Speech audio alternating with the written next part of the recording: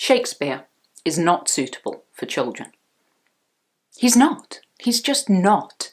His works are sexually explicit, deeply xenophobic, full of vulgar jokes, and intensely anti-family. Now, I'm not entirely sure what that last one means, but it's often cited as a reason to ban books. And if a play about the brutal deaths of your entire family isn't anti-family, well, I just don't know what is.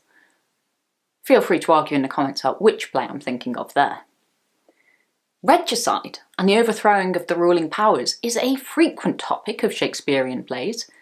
Do you really think we ought to be teaching our children that the best way to solve problems with authority is with knives?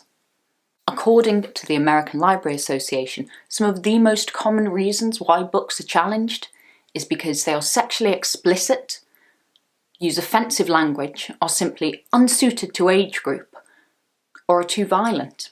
One of the most commonly challenged books in recent years is John Green's Looking for Alaska. There's a scene in there that involves a tube of toothpaste, and it's regarded as sexually explicit, and whatever just popped into your mind is far worse than what actually happens on the page.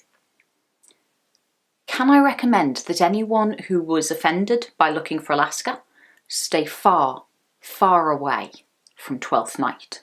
In 2007, a survey of British school teachers asked which Shakespeare plays would be most suitable to be taught to 13 and 14-year-olds in school.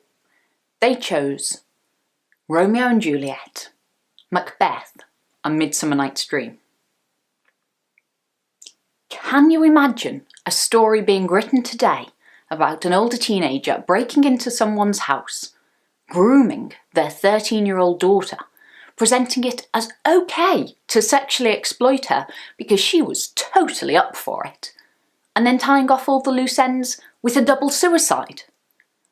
And that story then being taught in schools. And if violence is a good reason to ban books, then the bloodbath which is Macbeth really ought to qualify. And as for Midsummer Night's Dream, even D.H. Lawrence didn't stoop to depictions of bestiality. These plays are not suitable for children. And that's one of the reasons they're so good. Hope you enjoyed that video. Don't forget to let me know in the comments if you have any more reasons to ban the bard. Do subscribe if you enjoyed this video and you want to see more.